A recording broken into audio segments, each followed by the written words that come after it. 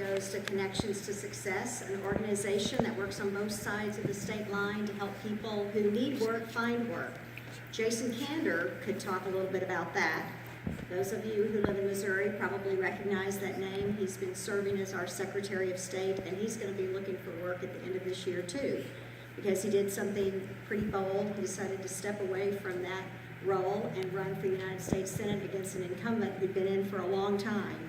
And he put up a big fight and came just a little bit short. In a state that went for the Republican by 19 points, he just lost by 3 points, which is a sign that a lot of people across the political spectrum saw in this person integrity and freshness and a positive way of leading forward. And if anybody had room to feel cheated or ripped off or angry after the election, it would be Jason Kander. But he sent out these emails, a couple of emails to those people who had supported him and worked for him. And they were so beautiful that I thought I should just print that off and wrap it up and put it in a package under the tree for my kids. Or wrap it up and give it to the woman I've been mentoring for Connections to Success. Because there was not a single word in those about FBI directors or hacking or anything. Instead, it was all these words about the gifts of connections. It was just all these words about everything he was thankful for. And it was exactly the lesson we want our kids to know. If you want to be connected to success, the very first thing you have to do is you have to stay connected to your core. And that was one of the things he said he was so proud of, that they had run an election where, as he said, they hugged the middle, where they kind of polled everybody to see what was popular. Instead, he lived this kind of big, bold, progressive vision that he believed in. He believed in women's rights. He believed in rights for gay and lesbian, transgender, and bisexual people. He believed in protecting this earth. He believed in fighting for low-wage workers. And he had gone out there and he had been open and bold. And I would say to all of the people in our church, young, old, all of us, that the very most important thing you have to stay connected to is the light of God in your soul. That's the exact mystery that we celebrate every single year at this time.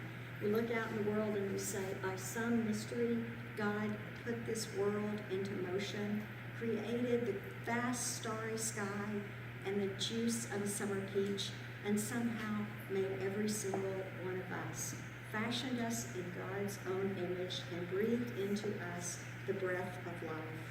Breathed into us the breath of life, and then took us and put us in the garden and invited us to till it and keep it.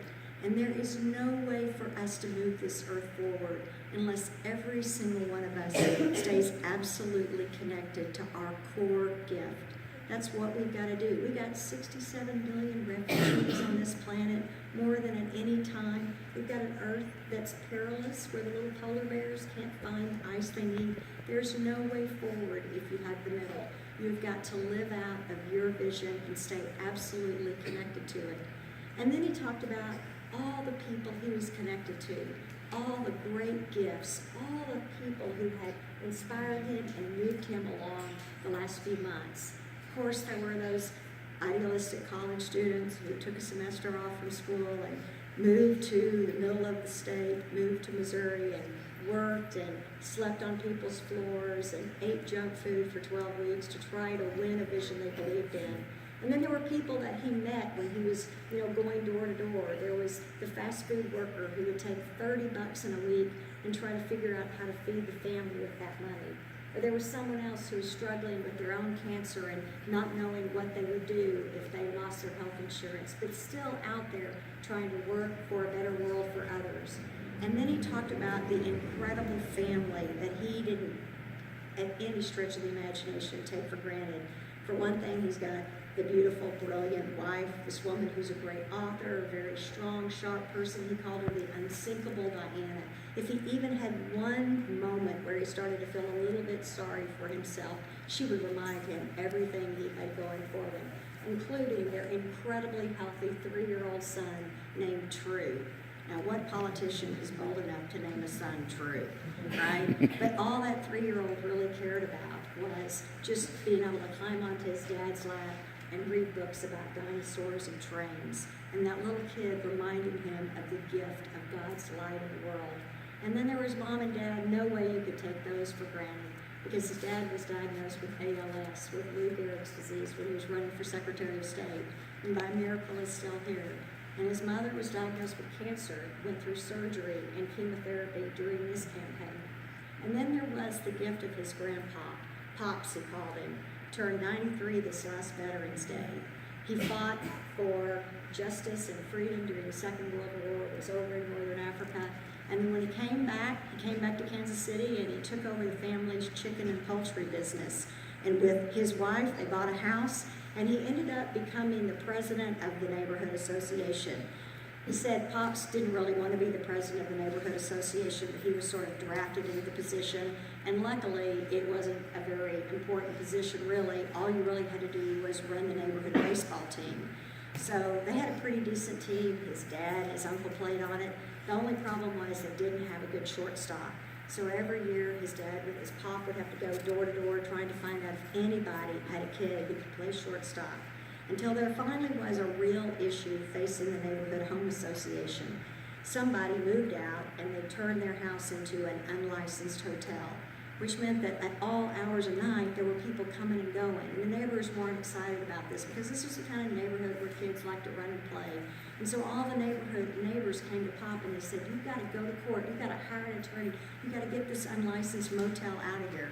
Well, Pop wasn't very excited about taking time off from his work or away from his family to take on this challenge, but he did. And they found an attorney, and the case went to trial. And the day the case was going to court, the lawyer for the other side, the lawyer representing the person who owned the unlicensed hotel, came up to him and he said, you know, you're going to win this case if you push it forward. And if you push it forward, my client will have to sell this house. And he's already found a black family he's going to sell this house to. And that'll be the first black family in this neighborhood. If you push this forward, you'll be responsible for selling this house to the first black family in this neighborhood. And Pop looked at him and said, would you by any chance know if that family's got a kid that could play shortstop? 60 years ago, Pop knew that you can't field a good team unless everybody is connected, unless everybody has a chance to bring their gifts and share them. It's a complicated world. People aren't just poor, they're not just shut out from work because they're lazy, but because we've had systems like neighborhood associations that seem innocent today, have 4th of July picnics, but got their start back in the 20s and 30s to kind of keep families all white in the neighborhood and keep it all Christian and all that. People were kind of shut away from the good schools and the good opportunities and the good jobs and the good stuff. And so really making the kind of connections we need to make means all of our kids have to love this world with their heart and their soul and their mind. It means every single one of us have to wake up every single day and say, what is the light of Christ in me? And how can I bring it into this world so that at the end of this day, children might have a little bit more food. So at the end of my life, there might be a slight bit more light than there was when I came into being. So with that hope and with that grace, I invite you to bring your offering tonight. And as you do, think about someone who has connected you to the light, somebody who has shown you the way, somebody who has believed that you really had a spot on the team.